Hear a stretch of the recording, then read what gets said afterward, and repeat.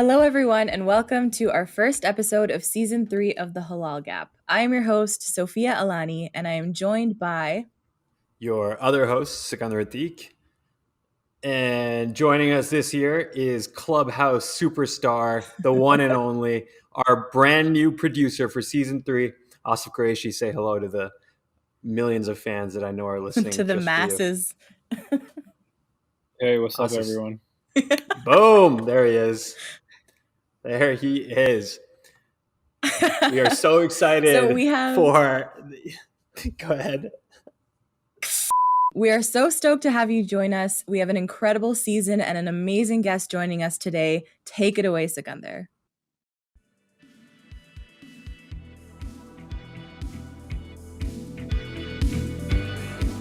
He is a world-renowned poet, recording artist, Harvard Fellow, actor, screenwriter, and producer whose work has been featured on HBO's Deaf Poetry Jam and on stages around the world, including at the 2018 Mosquers, where he was our featured artist. He recently released a powerful short film called Laying Flowers, Setting Fires, and served as producer and writer on season 2 of the critically acclaimed Hulu show, Ramy. Joining us all the way from Atlanta, please welcome Amir Sulaiman. Woo!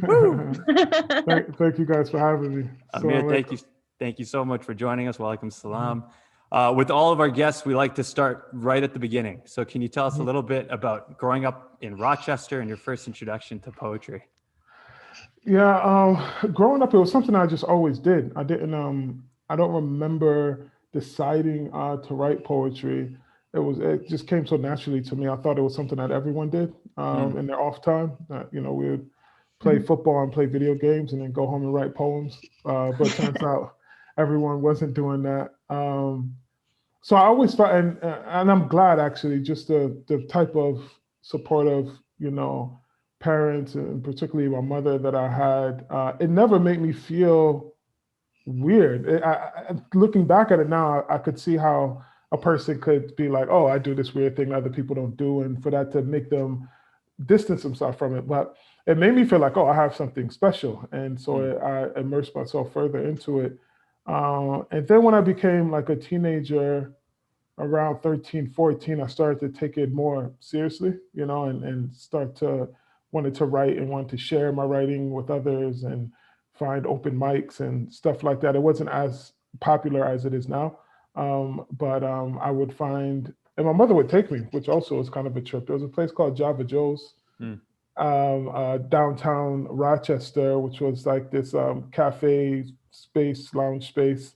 And every Tuesday night they would have poetry open mics. And I think I was the only kid there. I must have been like 14, because I wasn't even driving yet. So I was like 14 or something. Well, my mother would take me on a school night to go there and recite poetry. And so, from then on, I just continued to grow in it. That's amazing. So like when you talk about how there was something about it that even though it made you different, you still immersed yourself, like, was there something that just with how it was so well received by people around you, or like, what was it that kind of caused you to look at it as something like that's such an incredible gift instead of something that makes you different? Yeah. I think because at the very beginning, I don't really remember sharing it with people, not out of shyness. It was just like something I just did and it just never came up. But then when I would share it, though, I would always get, a great response, And something else also about particularly Black culture is that there's a high, I don't think we talk about this enough either, but there's a very high premium on eloquence. Meaning, if a guy, for example, if we just talk about status markers, it's like, oh, you have nice sneakers, that could be a status, or you dress very nice. If you're a guy, you want to impress girls, it's like you dress. Maybe you don't dress nice, but you're an athlete, you know what I mean? So that can compensate, so, you're an athlete. Or you're just incredibly handsome, there were those guys, right? But then even if a person didn't have any of those, but they could rap, like they had skill with language in either one of two ways. Either you could rap, or in my case, it was to recite poetry, or it was that you could make jokes. So you could, whatever you call it, like play the dozens, or what do people say now? Like the roasting people, you know what I'm saying? Yeah. So when you look at people like Chris Rock or Dave Chappelle or some of these other people, and they weren't athletes, and they aren't necessarily like, they're not, Denzel Washington handsome, or Idris Elba handsome, you know what I mean? But their acclaim and what they use is language, and to be able to use language in a interesting and clever in a different way, that's a very valuable skill set. And so I would always get great responses. So it never made me feel any kind of way about it,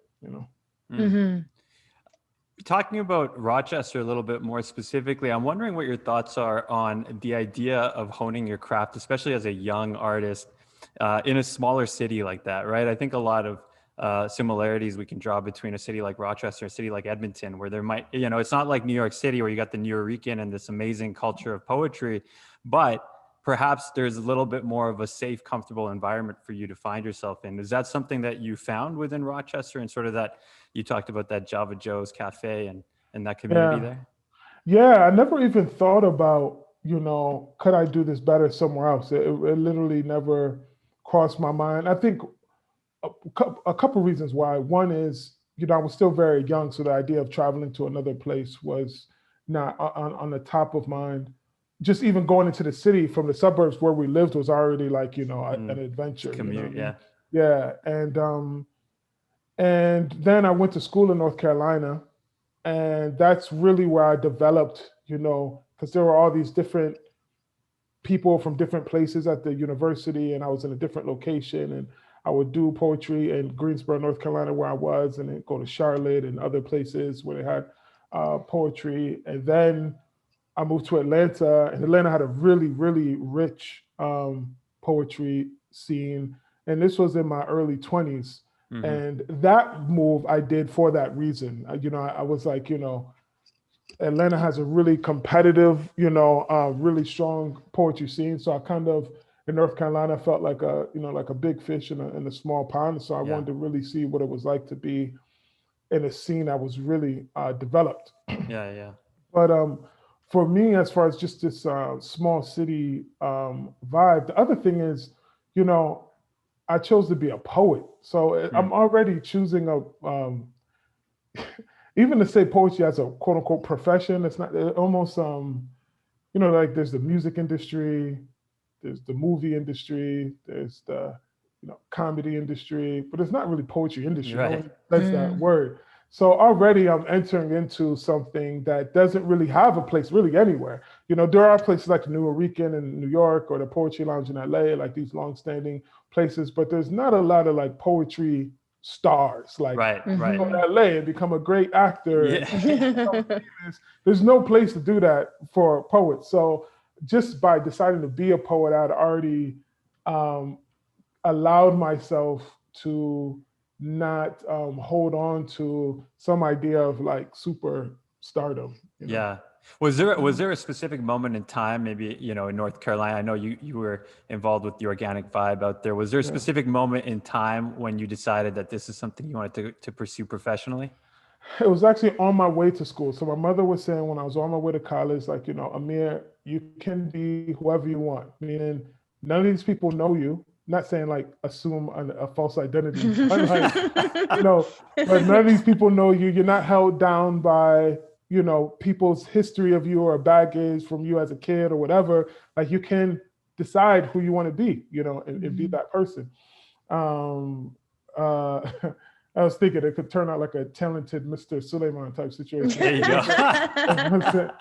But I decided, I was like, I'm going to be a poet. Like, and I would think I was like, do I want to, because there was a option to play football. Sure. But that brings me into a whole world, like, I don't know what universities you guys went to, but like the athletes kind of lived in a separate world, you know what I mean? Right. And even the different athletes, because you practice together, you eat together, and like, so you kind of have your own thing. And I was thinking, do I want to be this? Do I want to be that? Do I want to be, And part of the reason I went to HBCU, a historically Black university, was where I went to school in high school, there was a very small population of Black people. So I remember in my essay that I wrote, what do you call it? The essay that you write for your application? Oh, okay, yeah. Admission essay. Yeah, admission essay. The title of my admission essay is like, I want to go to North Carolina A&T because I don't want to be Black anymore. And what that meant is where I was going to school, I was the Black kid. I was the Black funny kid or the Black poet kid or the Black Muslim kid or the Black whatever, but I was Black. Right. So if I go into a Black school, it cancels out that. No one will describe me as the Black guy. That's not the only measure of your identity anymore. So I could, because I had grown up in that situation, even for myself, I wanted to see who am I once my Blackness falls to the background. Once it's no longer a factor, what am I like? Who am I? What type of other people do I gravitate to other than just the Black kids kind of sitting together, because we're Black. But like, if everybody's Black, then who do I sit with? Like, who do I like? What do I like? So on. So anyway, in this process, I was like, you know what? I want to be in concert with what my mother was saying. I was like, I want to be a poet. That's who I am. I want to be known as a poet, And so then I start to seek out poets or poets readings or whatever, and that's how I ended up getting in tune with the Organic Vibe in North Carolina, and it was like a collective, and so it's right. like. But it was, I don't even think a dozen of us, but we were like the best poets, and there were poets there from, Virginia, and this one was from this place, and this one was from New York, and this one's from, I think we had a couple from international students, African students that were a part of it, and then we started to travel just in North Carolina as a crew to the different universities and whatnot. So that was my first taste of like touring, kind of, as a poet. So how important is that identity piece? So like when you're talking about figuring out who you are outside of these kind of markers that are probably assigned to you by like not your own community. Right. And I think that's super interesting because like we don't have things like historically Black colleges and universities in Canada. And so I wonder, like, what do you think, like, how important is that to like kind of when you're in a predominantly like population-wise predominantly white culture, how important do you think it is to surround yourself with people who are more like you, who look like you, to be able to figure out who you are? Yeah, I can't overstate it. I would say arguably, I don't want to say this as a matter of fact, but arguably it's impossible to know who you are. It's because for example, in America and in Canada, race is such a dominant characterization. It's such a dominant identity that's so hard to see past. And all of your interactions are negotiated around race, for the better or for the worse or whatever. But it's just race is never just a non-factor. It's just particularly as a Black person, maybe. White people may have the luxury to be like, oh, I'm colorblind, or I don't see color. I have the luxury of that, but I'm very aware all the time, consciously and subconsciously. And that awareness affects my behavior in one way or the other way. Either it can make a Black person play small, or make a Black person play very aggressive, or whatever, but it's all in the context and in contrast and in up against this identity that is like ever present.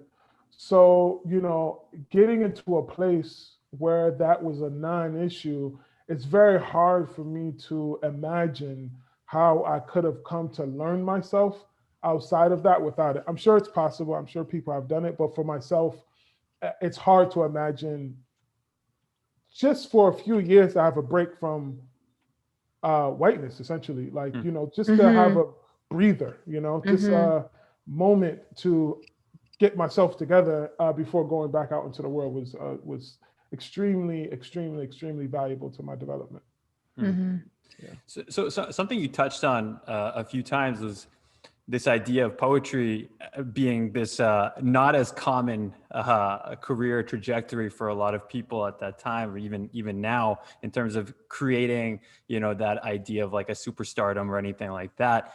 And something that I've been curious about is, in addition to your poetry, you're also a very talented MC, right? And early in your career, it was, rap was probably a little bit more in your focus with, I'm thinking more specifically like something like Broad Daylight, where you put out an album. And I'm wondering, was it a conscious decision to move away from that and focus more on written and spoken word, or conversely, do you consider your work to still be a form of hip hop? And when I think of that, I think of, KRS-One when he says rap is something you do, hip hop is something you live, right? So how does that kind of dynamic play for you? And was it conscious to move away from rap and focus more on spoken word? The spoken word, and poetry were there, early on. So Broad Daylight, I think, Broad Daylight happened even after Def Poetry Jam and things like that. So there were always two tracks, like they were always running, Right. but in my mind, they're separate, my poetry and my hip hop, not necessarily saying someone can't make the argument that they're part of the same genre. That argument can be made as well.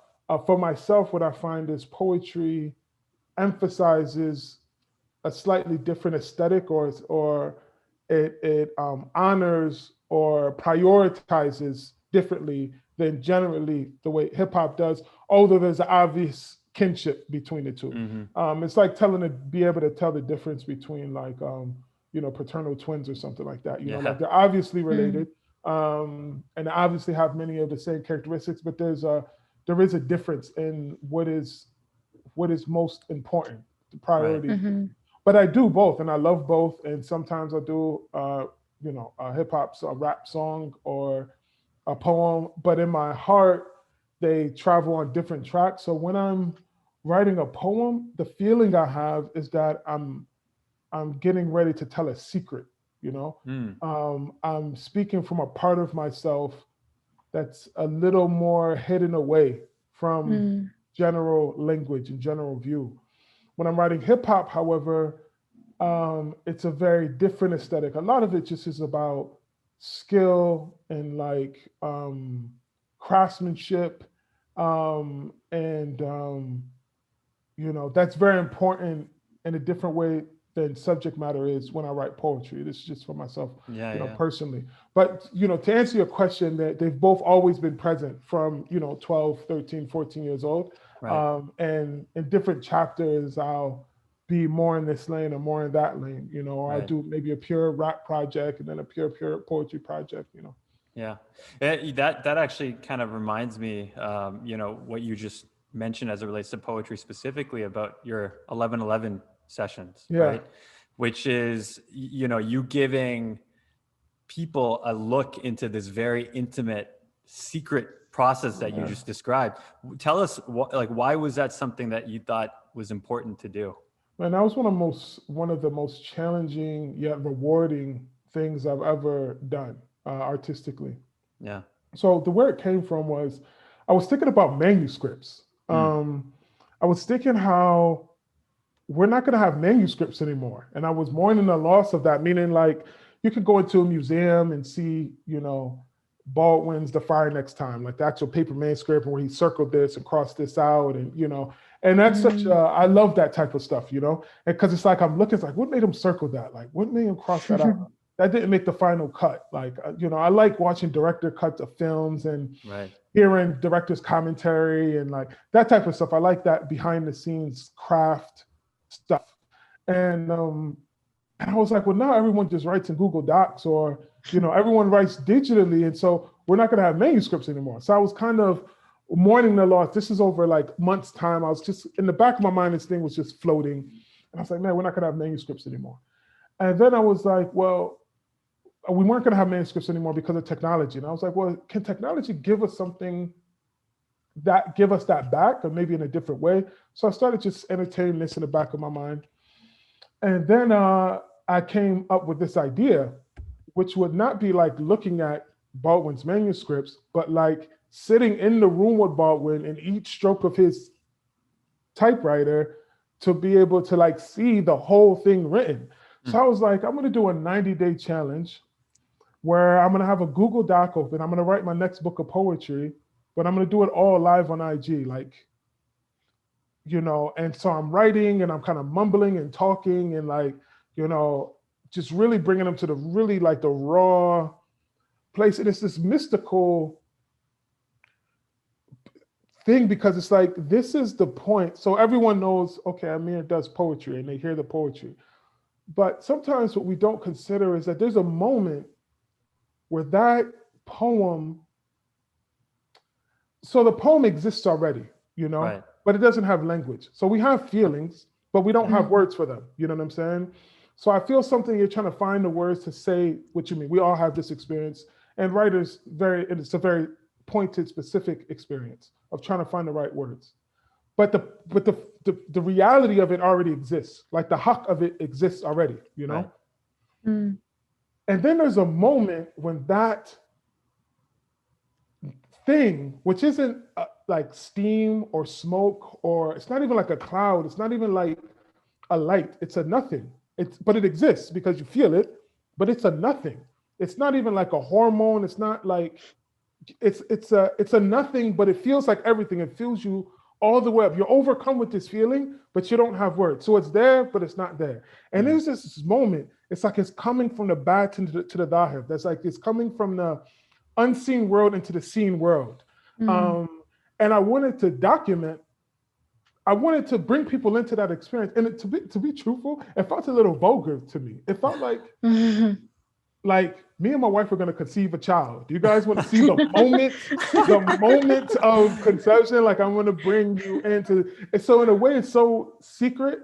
Every day I would like, is this the right thing to do? Like, is this sacrilegious almost? Is this, and also it's very scary, or, maybe very scary is an exaggeration, but it's it's a frightening, nerve-wracking experience to have someone gazing on you while you're trying to have this very, intimate experience. But I had to constantly, and it was a good practice in moving my ego to the side, because if my ego becomes very aware of the eyes of others, then I won't be able, the poetry comes out horrible because I'm not in my flow state. So it was a practice in freeing myself from the opinions of others and engage intimately with my craft, although I know the others were present. So it ended up being this really spiritual practice for me. And I would do it every night at 11 p.m. Eastern Standard Time. No matter what, we would get on at that moment, and I would, go and I would write this poetry. And then I would talk about, this line, I was thinking this, but I couldn't find the best word for that, or, and I would kind of walk through my process of why I was choosing the language that I was choosing. But just documenting that secret moment, that sacred moment was, I'm really happy I did it. Yeah. And I got to publish this book at some point. Yes, please. That's so cool. And I think, just real quick, I just realized also, so the poetry that's in Laying Flowers, Setting Fires is the poetry from those sessions. Right. So the poetry there was transmitted from those sessions. Yeah. Yes, I was actually just going to ask about that, because I read that was what kind of went into this incredible visual piece that you created. And I think I don't know if maybe we'll dive into it now. I was like, we'll do that later because it's like it's its own thing. But I was going to say that, like, I think growing up, like in school, I really hated poetry. And it wasn't until I left school that I was like, it's because I'm only reading white poets' work. And that is not something that I personally can connect to. Like, if I have to read about two roads diverging one more time, like, shut up, I don't care. So I think that now I'm a huge fan of poetry, and I find the ways that, like, people can use language so incredible. And so 2 questions. I'll ask one and then you answer, and then I'll ask my second. So you mentioned that when you were younger, you explored other art forms, like you would paint and you would draw, but that you felt limited by those mediums. And you're saying that you're getting back to it now with, for example, this new piece. But can you talk a little bit more about that? Because I think it's interesting, because I feel like most other people that I've heard find words really constricting and find that language is that way. And for you, it's the opposite. Yeah, it's interesting. What I can find in language, it's kind of like when a person reads a book and then they see the movie, and almost I mean, all the time. I haven't found an exception to this. They'll be like, the book was better than the movie, you know? Because I think one of the reasons is because when for example, if you read in the book and it says a beautiful woman, in your mind, you're going to create the image of the most beautiful woman to you. You know what I mean? But then when they put like Julia Roberts on the screen, you're like, you know, but that for someone, for the director, obviously, or the casting director, that's what they saw. But when we're reading, we don't have to agree upon that. We don't have to agree upon what that is. We're just speaking, and particularly in poetry, just speaking to the feeling, you know what I mean? This is what it felt like to look at this woman, and so everyone can identify with that feeling, and then they make in their own mind what that image is. And so it's like everyone gets their custom version of the story. And one of the other interesting things, actually, to speak to the first part of what you were saying was, and speak about something I'm realizing now about my early days of poetry, is that where my poetry would come from was hip hop, and my love of hip hop, and also reading the Quran. So, and even just reading it in English, it was like these huge ideas and this lofty language. And so that lofty language mixed with like a very colloquial folk language of hip hop kind of really is where my poetry exists, And then, as I started to travel and learn more and just expand my experience with the Muslim world specifically, it's like, many of our quote unquote superstars are poets. So in whether it's in India or Pakistan or Senegal or Yemen or, in their poetry is in Iran, Afghanistan, Turkey, poetry is central, in life in a way that in American life, or I would say Western life, it's just not valued in the same way. So, only recently I've been wondering, is this calling that I had to poetry specifically, somehow subconsciously tied to this tradition, of poetry in the Muslim world, because almost all Muslim society, and I was thinking maybe it doesn't have something to do with the Quran, that the miracle of Islam is a language-based thing, meaning the holy book itself, because anywhere you go in a Muslim world, poetry is central. And outside of the Muslim world, poetry is important to other people, of course, but I don't think as dominant. I mean, anywhere from Indonesia to like the Gambia, that whole kind of stretch of the world is that poetry is central, and the poets are important social, cultural, and often religious, yeah, so that's something I was reflecting on. But you had a second question. I know I'm talking over your second question.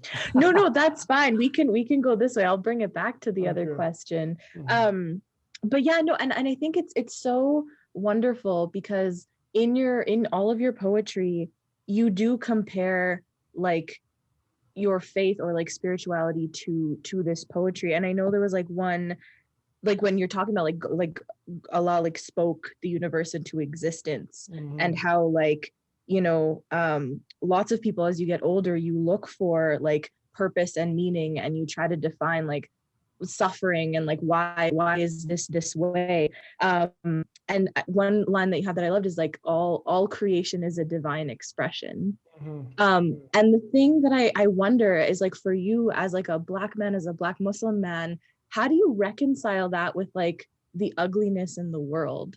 Like how do you Yeah, it's and this is very challenging, for some people, and surely there'll be people that will disagree with me vehemently.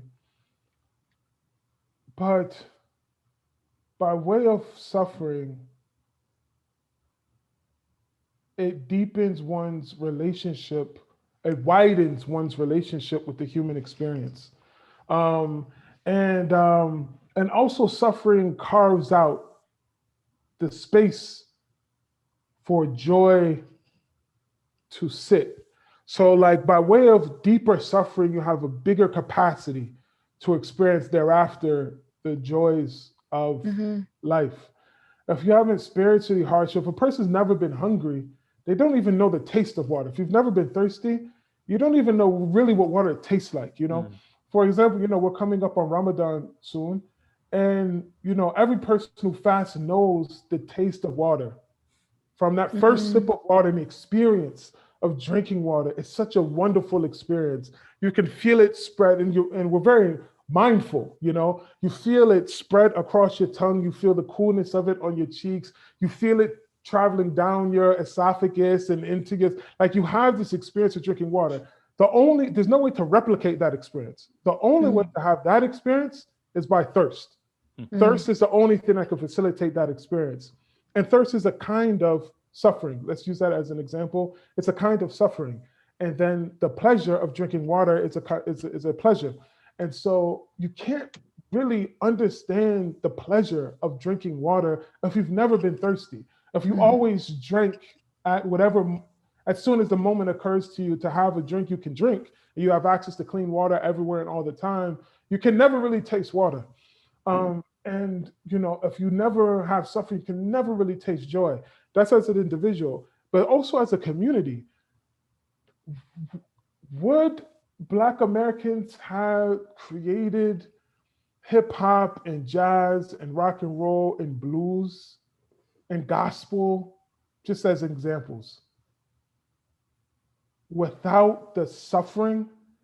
And this is something interesting, particularly about Black American people, because Black American people had an experience, you know, the slavery has been as long as humans have been, but this particular thing of taking millions of people, moving them to a different place, taking them from their name and their religion and their lineage, and, you know, like this kind of complete destruction of humanity, whatever makes a person human, to cut it off, you know, dignity, honor, language, lineage, you know, all economics, all the things that make a person human, to cut those limbs off. By way of that suffering, which was so complete, it expanded the heart of the Black American, I'm just using this group specifically, of the Black Americans. So, and you can tell by the way that we produce culture. So there's no other people anywhere that produce the kind of cultural, I was gonna say artifacts, but it's even wider than that, but like whole genres, whole cultural experiences that are agreed upon by the rest of the human family. So what are the, like, for example, what I just mentioned, you know, gospel, R&B, jazz, rock and roll, hip hop. In a couple generations, these are worldwide phenomenons. But other people, even Africans, you can say even, you know, so there's not something that comes specifically out of the Congo, for example, where there's 1, 2, 3, 4, 5 popular global genres, you know, even like white Americans who exploit and export culture, all of their cultural materials generated from the Black American, you know, experience, and then metabolized through whiteness and out into the world. But there's no other people that can like speak to the human on a deep level, whether you're in Seoul, Korea. They know, you know, Tupac in Seoul, Korea, and Addis, you know, Ethiopia, and, you know, in Germany, wherever, you're gonna find a deep, meaningful connection with, say, for example, a Tupac or a Michael Jackson or a, you know, so on and so forth. So I think the suffering, of course, we would like to stop the suffering. We actively work to, you know, protect ourselves and each other from the suffering.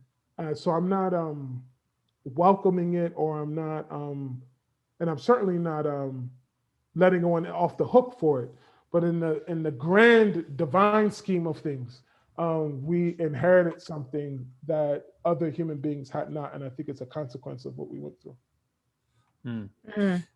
I wanted to dive a little bit more into the actual kind of the performance aspect as well. And, you know, you've mentioned that and this will tie back into laying flowers, setting fires. So I'm not completely pivoting away, but you've mentioned that, when you first started doing poetry, it would take you almost an hour to get back to yourself. And I'm assuming that a lot of that has to do with the fact that spoken word and slam poetry is very much an art where, we've discussed it's emotional, it's deeply emotional, it's almost physical when you're doing the live performance. And lately, with things like laying flowers, setting fires, and other projects that you've worked on, you started to utilize a lot more video work to showcase your poetry. So could you talk a little bit about how the visual representation of poetry through film compares to the more visceral kind of performance of a live spoken word? Yeah, what it allows, what it allows is, there's nothing like being in front of a crowd, being in front of people, and for them to feel you in their physical space, and for you to be sharing the same, space, breathing the same air, pre-corona. It's not so attractive now. It's like, oh, yeah, breathing his air. That's a very, very visceral human experience. For example, laying flowers type of thing, what that allows to pair, and this is something really I'm actively exploring, like laying flowers, setting fires, really, in my mind, is the beginning of a journey and really a genre of cinema, like a visual poem. And I want to explore what that is and what that means. I just need some people to finance it, my exploration, because making these movies are more expensive than writing poems on paper and saying them on a mic. So, but I want to just do more of these and explore this as a genre of how else I can support the language, not just with my own physicality, but through other things, from music and image and color and framing and pacing, as far as editing and all of these things. I think it allows for something profound that I'm still discovering. So that's so cool. You're so cool. But I was wondering, sorry, fangirling so hard. So with laying flowers, setting fires, and with like other love poems that you have written, the thing that I love about it, and might be just because of how it came to be as a visual art piece, and like how you framed it and who you cast and how the camera work was done, but I can't, when you like specifically with the love poem parts, I can't tell if you're talking about women and like Black women specifically, or if you're talking about God. And I love that so much. And I think in poetry, there is so much of that, like women being divinity and everything like that. And so like, was that intentional? Am I reading into that? Like, can you explain a little more about that connection? Yeah, a lot of, that's, you'll find that as a consistent theme throughout my poems, as you mentioned, my love poems. And with this particular project, it was very deeply entrenched in, this love of Black women and the Black family. Me as a Black man having a very, tender and deeply vulnerable expression of love, just laying it out in that way, that was important to me. And so in this particular case, and, the way that I understand love and loving people or loving things, or, is that this love is like a river or a stream that is coming from, it's like a stream coming from a river and a river coming from the sea. And that sea is God's love, that Allah created the universe out of love, that was the motivation, like as in the hadith that, I was a hidden treasure loving to be known.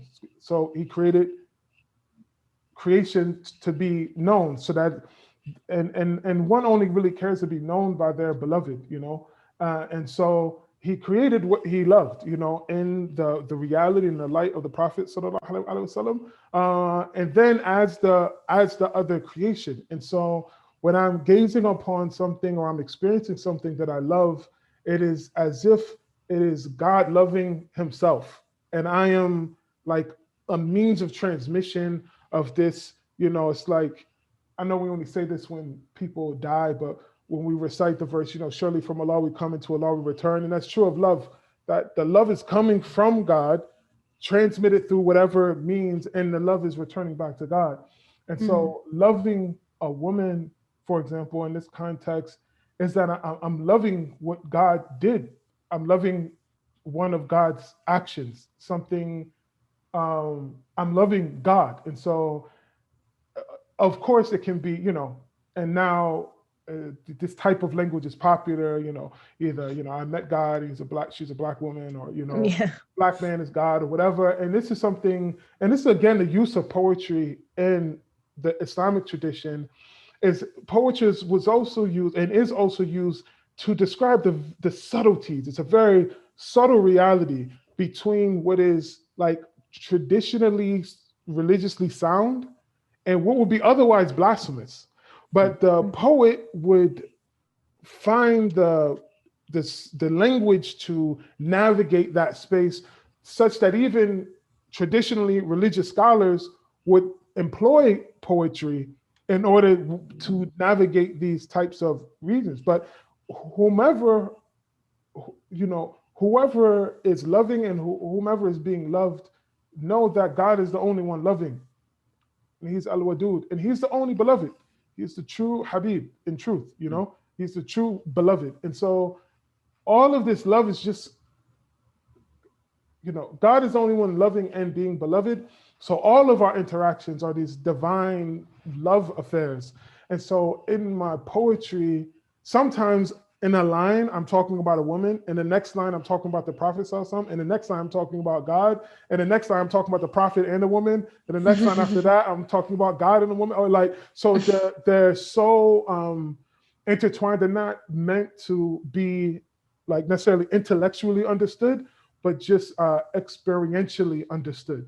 And so that's, I'm glad you asked that question, because that's a very, maybe arguably the most important feature of my poetry is the love affair. That if I were remembered for anything, I would like to be remembered as a love poet, you know. Yeah. That's beautiful. That's so beautiful. I'm like crying over here. Oh my God. So that, I mean, all of that is coming from a deeply spiritual, deeply personal place. I'm wondering, you know, not to pivot this too aggressively, but you were asked last year to by our friend Ramy to join him as producer and writer on the latest season of his show. My question would be, was pivoting the perspective to write for others a challenge, or did you still treat it from that same personal lens? Especially because, you know, there's a lot of reports that the character played by Mahershala Ali that you were asked to help frame was in many ways, you know, somewhat influenced by you. So, so were you still able to embody that very personal lens when you were coming up with the character and the writing, or was it more of a challenge there? Yeah, it was really a challenge. And now we're in this third season in the writer's room now. Actually, right before the Zoom, I was just in the writer's room today. And it is very different, but I'm enjoying the challenge, but it's like a very different experience, because when you're writing for television, the way that we're writing, it's a writer's room. And so it's like all these writers, and we're all throwing around ideas and stuff. But my creative experience as a poet is very, very, very solitary. Like I said, even doing 11/11 was like a big breach of that sacred space. And so, you know, started off writing poetry, which is very solitary. Then I started writing like I tried my hand at writing film, like a feature film, which was kind of in between. Like I write it mostly as myself, but I have to think about, you know, a director's going to get this or a producer's going to get this. Like, so I have to write in a way that I'm myself, but I'm also actively, and more people are going to have to engage this for it to actually become what it's to become. The poem, it's like I write the poem, as soon as I finish writing it, it's a poem. There's no collaboration necessary in it. With a film, there is collaboration, but at least the beginning part, I'm by myself. The full other side of the spectrum is writing on a television show, this television show in particular, because it's a writing room. So from the very beginning, there's all of these different voices, and for me, it actually can be very challenging and a bit disorienting, of so many voices, especially at the very early stages of a, you know, the time that I was talking about, this very nebulous, you know, unformed space. To have other voices in that space is so foreign to me. And so, and that it's not my story. So even if it was like, it's the Amir show, even having all those voices would still be challenging. But also to have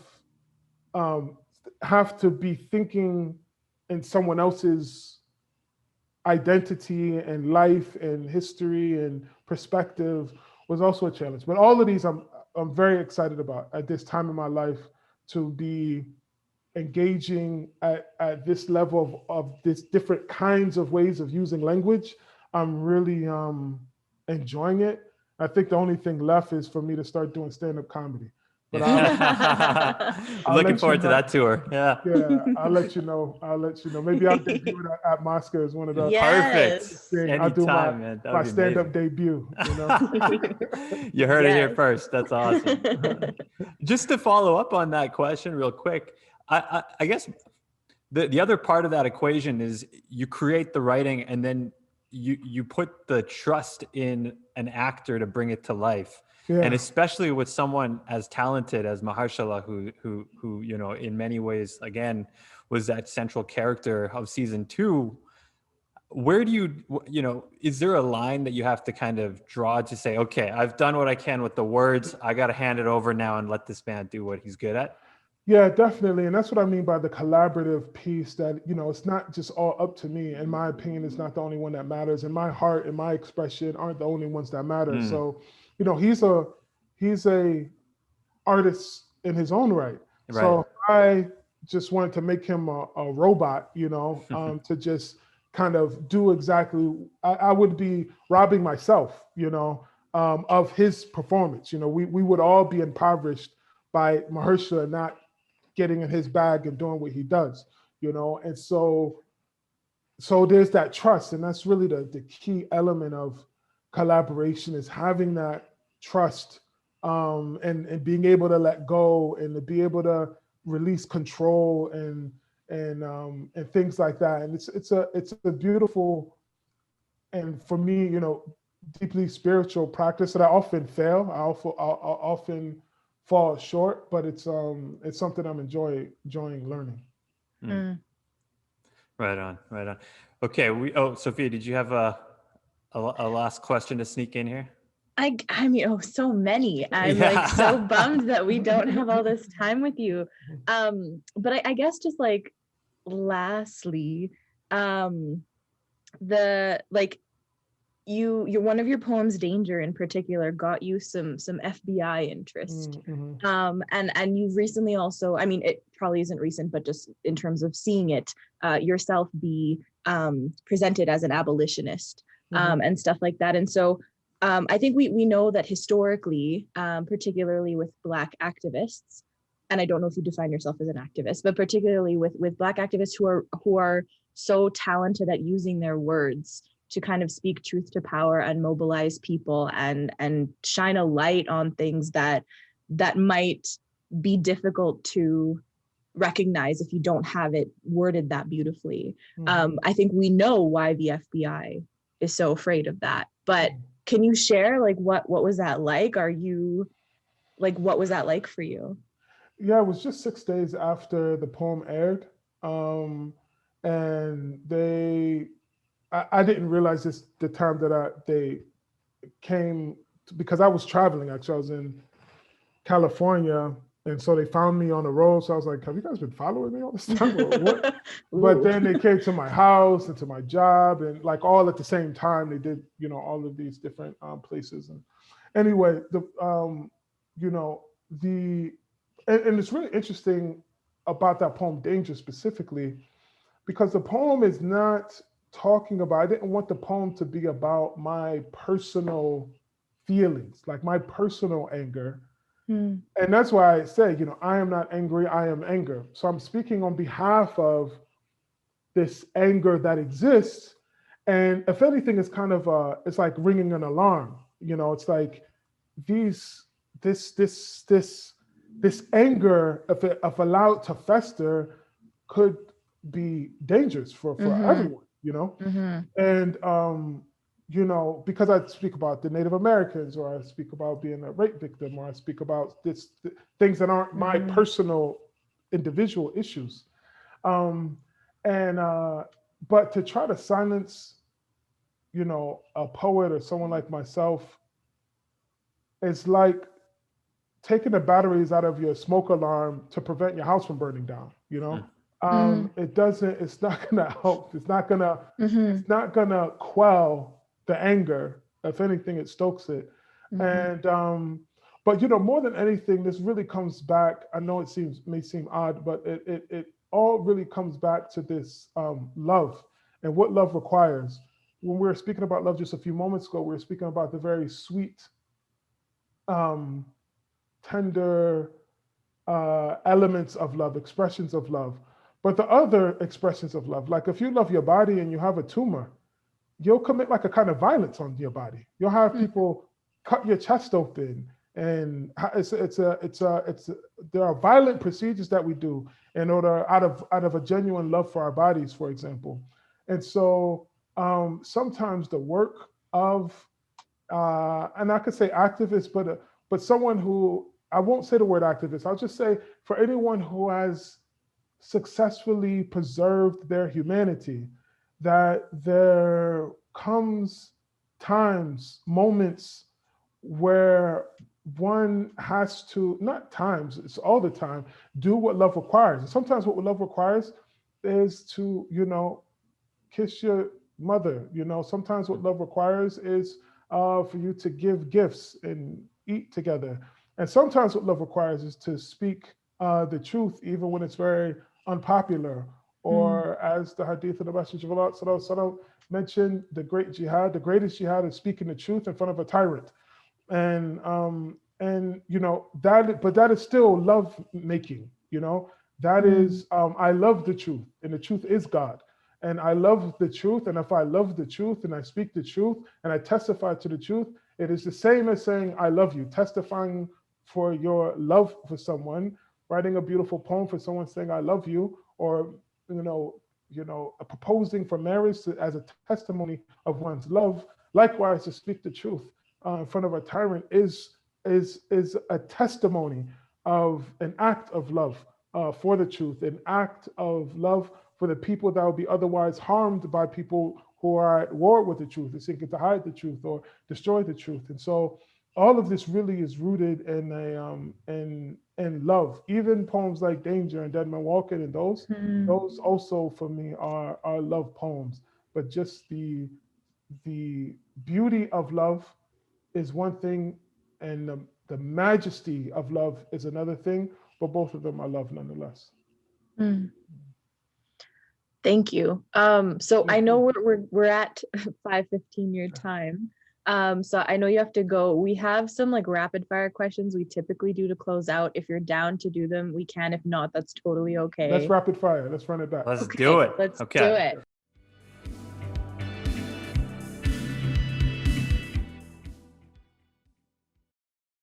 So these are questions that we ask which have no right or wrong answer. Just the first thing that pops in your mind, you just fire it back at us, and we'll try not to judge. Okay, number one, what's your most rewatched movie? Shawshank Redemption, I think. Okay. Good one. It's always on TV. There you go. Truly that's like Remember the Titans for me. It was always on TV. Yeah.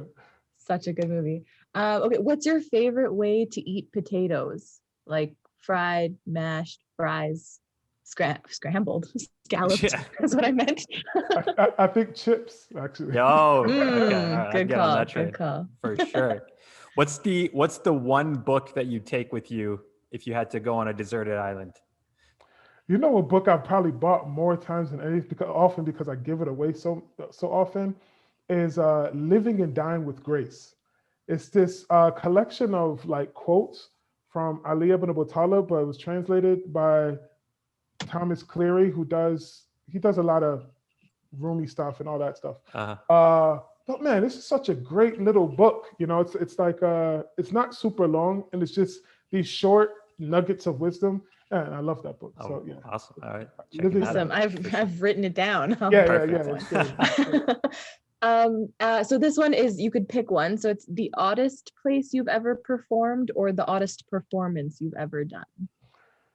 If I tell you this, it's going to require a whole nother podcast. Oh, okay. But I'm going to tell you one, and I'm going to have to explain it because there's we're on your clock. It's all as good. a matter of fact, I'm going to say it, and I'm going to tell you. I'm going to just imagine if I said this, and then I just left. Just imagine. Okay. Right? The strangest place I ever did poetry was a strip club. Okay. Wow. Wouldn't that be the story? What if I was just like, okay, God bless you, good night. After this entire hour-long spiritual conversation, it's like, no, I'm gonna tell you how it happened. I know this is rapid fire time, but I gotta tell you the story of how this happened. Please. So, first of all, in Atlanta, strip club culture it's just a part of life. It's almost not even controversial, you know, like people work their way through school. It's just like a part of things, right? Yeah. And so I was never really a strip club patron myself personally, but there was a guy who was a DJ at a strip club, and he would come to all the poetry events. So he was in both of these worlds. And he would take my albums, and when he would give the girls rides home from the club, he would play my poetry, right? And so I had these fans, these stripper fans, you know, that loved my poetry, right? And so after a while, and this was actually this is such a crazy story. So this is during the time where I was feeling kind of burnt out, meaning I was just feeling like, you know, I was just preaching to the choir. Like I would go to these places and I would recite these poems. Everyone agrees with them. Everyone thinks the same. And I was like, what am I really doing? It's just an ego thing, you know. And I felt like I wasn't affecting any real change, you know. And so that in concert with this other reality of, you know, this DJ, and he was like, man, the people who need to hear this aren't here, you know? Right. Like these two worlds, even in one city of Atlanta, these people just literally have no place to cross. So it was like, Amir, I want to do this thing. All right, and actually, technically speaking, it was not inside of a strip club. So okay, but it was like a neutral territory, but it was just a bunch of strippers. But it wasn't technically, there was no pole, for example, right? So, I don't know if that quite makes the it collaboration. halal. Yeah. Look, there was no pole, so it was, There's probably a genre for that somewhere. Something. Oh my God. So he was like, I want to do this event where I bring all these people and I bring the poets together. But he was like, I need someone from the poetry community to people won't take him seriously because, you know, people look down on these people, you know, and they won't take it seriously. So it's like, but if you do it, then, you know, it could be something, right? So especially at that moment, I was like, yes, this is exactly what I want to do. Because now I can like engage with the people that I actually am talking to, you know, or talking about or whatever. So so anyway, we do this event and it ended up being a great success. All right, let me tell you one more part of this story. So there's different poets there, but I was a headlining poet. So, you know, different poets are getting up and doing their thing. And like between poets, usually at a poetry set, you know, they'll spin some records. It'll be like some Jill Scott or some hip hop or some, you know. But it was like all like stripping music and the girls would get up there. It was a whole thing, right? So then it was coming to the end of the set. And then the MC, who was the DJ who put the thing together, he was like, and now for our act, it's like, and you guys know who it is. Who is it? And all the strippers are like, oh, me.